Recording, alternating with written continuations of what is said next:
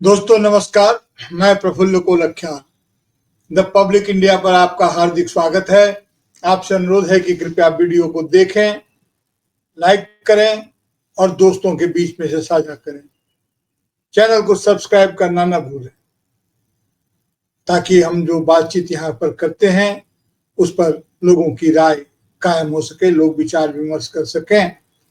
और यह भी न भूलें कि आप इस पर आपकी टिप्पणी से हमें काफी बल मिलता है, कार्यक्रम को ठीक से समझने में और आगे उसमें सुधार करने में भी मदद मिलती है। इसलिए बहुत ही हार्दिक अनुरोध है कि कृपया इसे अपनी टिप्पणी से भी नवाजें, अपनी टिप्पणी से भी समृद्ध करने की कोशिश करें। सर, अभी तो पूरी दुनिया में जो चल रहा है वह तो एक तरफ है, लेकिन जो भारत में चल रहा है सब कुछ ऐसे लगता है जैसे बिहार केंद्रित सब कुछ हो गया है। बिहार को लेकर के ही सारी बातें हो रही हैं। प्रधानमंत्री विदेश में थे, पहलगाम की घटना घट गई, आतंकी घटना, हमारे निर्दोष पर्यटक कई मारे गए, उनकी हत्या हो गई। प्रधानमंत्री विदेश से लौटे तो घटना स्थल पर न जाकर के बिहार चले गए। कहा गया कि बिहार में चूंकि चुनाव है और प्रधानमंत्री के लिए आप तो जानते ही हैं कि चुनाव ही सबसे बड़ी प्राथमिकता, तो चुनाव ही होती है, तो बिहार चले गए। बिहार जाकर उन्होंने घोषणा की पाकिस्तान को कल्पना से परे जाकर के सजा देने की, और ये सजा उन्होंने दी। और ये सजा ऑपरेशन सिंदूर के माध्यम से पाकिस्तान को मिली। और उन्होंने ये दावा किया गया, प्रवक्ताओं ने कहा, टीवी पर मुख्य मीडिया, कारोबारी मीडिया ने भी कहा कि जाकर के ऐसा जवाब दिया है जिससे पाकिस्तान का हौसला बिल्कुल पस्त हो गया है। 22 साल का बदला 22 मिनट में ले लिया गया और उसके 9 ठिकानों को ध्वस्त कर दिया गया। ये सारी बातें अच्छी हैं और भारत के पराक्रम की सेना को तो लोग सैल्यूट करते ही हैं, लेकिन सेना को लेकर भी जिस तरह की बातें की गई वह कोई बहुत अच्छे टेस्ट में तो नहीं थी। लेकिन बिहार ही केंद्र में है, फिर घूम फिर करके बिहार, अभी राहुल गांधी भी बार बार बिहार की यात्रा कर रहे हैं और प्रधानमंत्री का भी कार्यक्रम बनता ही रहता है अक्सर। तो बिहार की राजनीति में ऐसा क्या जबरदस्त है कि बिहार में इतने दौरा हो रहे हैं। देखिए, बिहार की राजनीति इस समय में जिस स्थिति में पहुंच गई है, बिहार पहले भी बहुत पहले इतिहास में न जाए तो बिहार राजनीतिक रूप से काफी संवेदनशील राज्य रहा है। बिहार की राजनीतिक संवेदनशीलता काफी है। गरीबी चाहे जो हो, वहां के लोगों के पलायन की चाहे जो भी स्थिति हो, बेरोजगारी की जो भी दशा हो, लेकिन राजनीतिक संवेदनशीलता में बिहार कभी कम नहीं रहा है। इमरजेंसी विरोध की राजनीति से लेकर के अब तक की राजनीति का बिहार एकमात्र राज्य है जहां भारतीय जनता पार्टी लाख चाहने के बाद भी, लाख तिकड़म के बाद भी बिहार में वो अपना मुख्यमंत्री अब तक भारतीय जनता पार्टी नहीं बना सकी। ये बिहार ही था ना जहां जाकर के भारतीय जनता पार्टी के अध्यक्ष जगत प्रकाश नड्डा ने कहा था कि क्षेत्रीय दलों का भविष्य खत्म हो गया, अब क्षेत्रीय दल नहीं बल्कि उन्हीं का राज हो।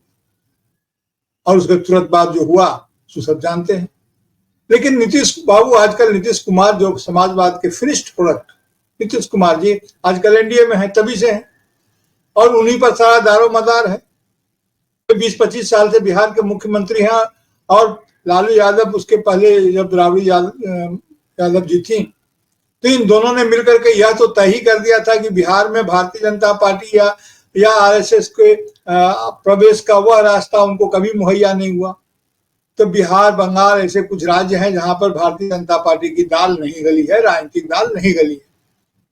अब अगले साल वहां भी चुनाव है, पश्चिम बंगाल में भी चुनाव है और एजेंडा सेट हो जाएगा बिहार चुनाव से। फिर असम में तो भारतीय जनता पार्टी ने अपनी सरकार बना ली है, लेकिन वह सरकार उसकी मौलिक सरकार नहीं है बल्कि उड़ाई हुई सरकार है। उड़ाई हुई सरकार के कहने का मतलब यह है कि हेमंत बिस्व शर्मा तो कांग्रेस के थे, तो वो वहां चले गए और उनको मुख्यमंत्री बना दिया गया और भाजपा की सरकार का लेवल लग गया। लेकिन अब चाहते हैं वो, बिहार में चाहते हैं, पता नहीं आसाम में भी चाहते होंगे कि आसाम में कि वहां उनका मुख्यमंत्री बने। अब नीतीश कुमार जी इसलिए परेशान है, 20-25 साल से मुख्यमंत्री रहते हुए भी अभी उनको इसी बात की चिंता है कि उन्हें मुख्यमंत्री का उम्मीदवार घोषित किया जाए इस चुनाव के बाद। हालांकि उनकी जो भी स्थिति है, उनके स्वास्थ्य संबंधी खबरें बार बार आती रहती है, लेकिन यह खबर भी भारतीय जनता पार्टी के लोग ही अधिक दिलचस्पी लेकर के उड़ाते रहते हैं। कुछ सच्चाई भी है, लेकिन उड़ाया अधिक जाता है, क्योंकि राजनीतिक रूप से नीतीश कुमार जी जो चाल दे रहे हैं उस चाल में कहीं कोई कमी नहीं है। तो नीतीश कुमार जी अगर स्वतः उनका राजनीतिक अवसान होने की स्थिति होती तो फिर एनडीए के जो करता धरता है यानी कि भारतीय जनता पार्टी उन पर दूसरे ढंग से विचार करती है। लेकिन उनको भी लगता है कि नीतीश बाबू का अवसान इतना जल्दी, राजनीतिक अवसान इतना जल्दी संभव नहीं है।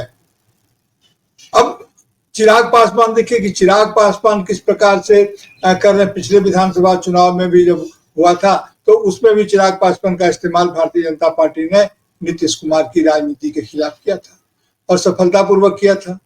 कहाँ तो सोच रहे थे कितनी सीटें जीतने की, लेकिन कहाँ वो तीसरी पार्टी बन के रह गए। कहाँ वो पहली पार्टी बनते थे, पहली पार्टी बनने का ख्वाब देख रहे थे, तो पहली पार्टी तो आरजेडी हो गई।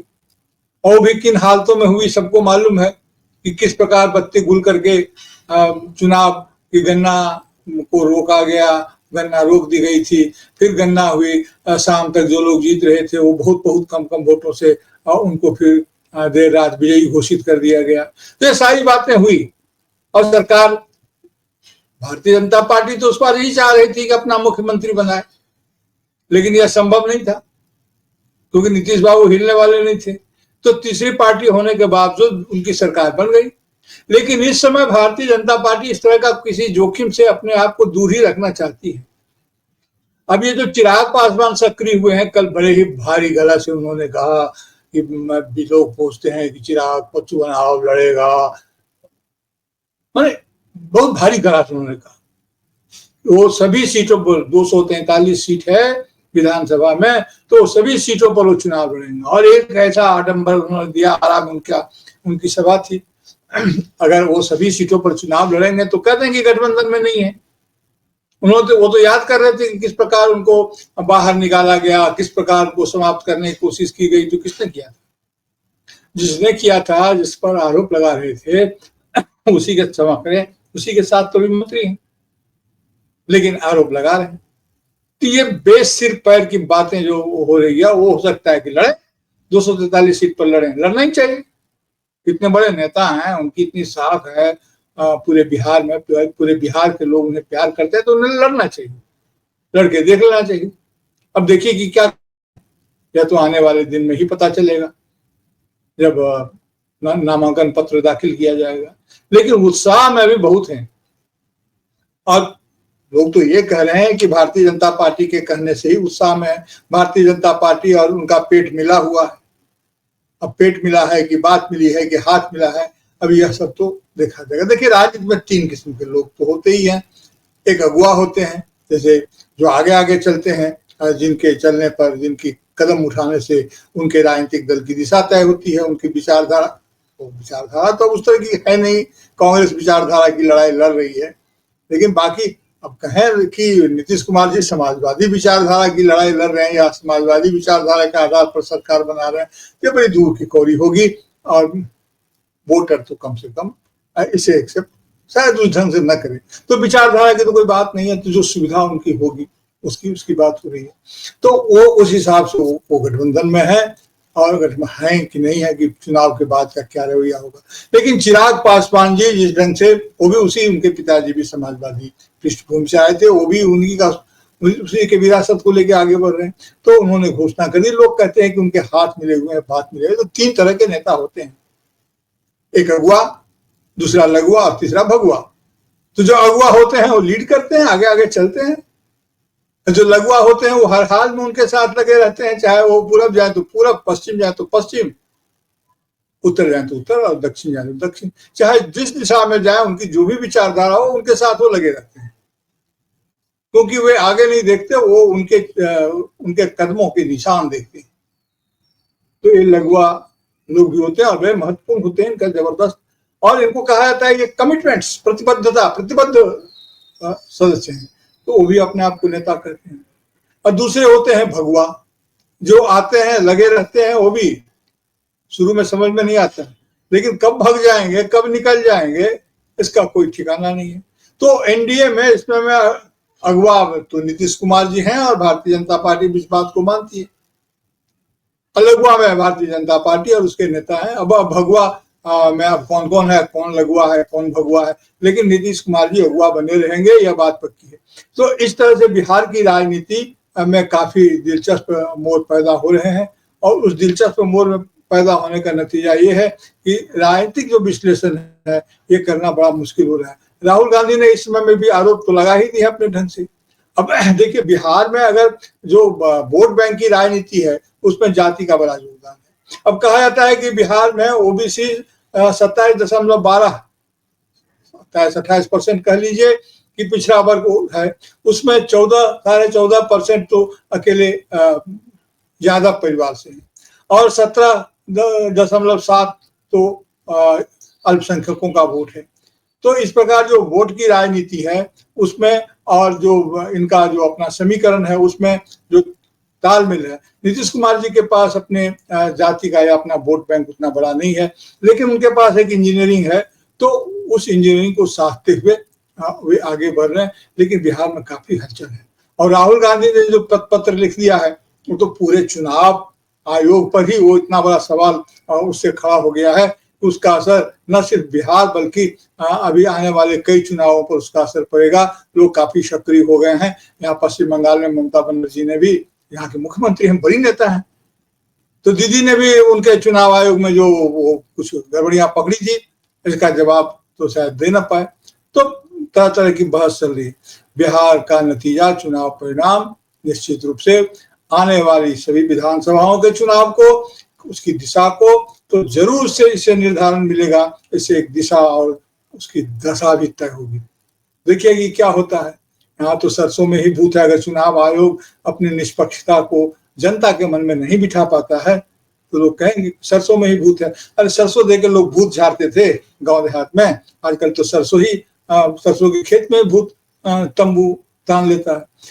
कुल मिलाकर कहने का मतलब ये कि चुनाव आयोग को अपनी निष्पक्षता साबित करनी होगी और प्रवक्ताओं के और पक्षधरों के कहे से उनका बेड़ा पार नहीं होगा। चुनाव आयोग को अपना उद्यम लेना होगा।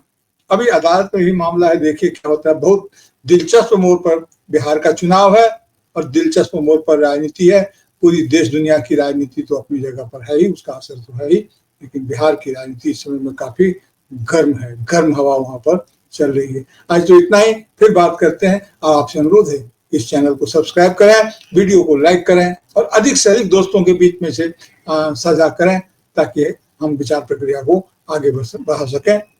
और अपनी टिप्पणी जरूर दें, आपकी टिप्पणी से हमें रास्ता दिखाई देता है।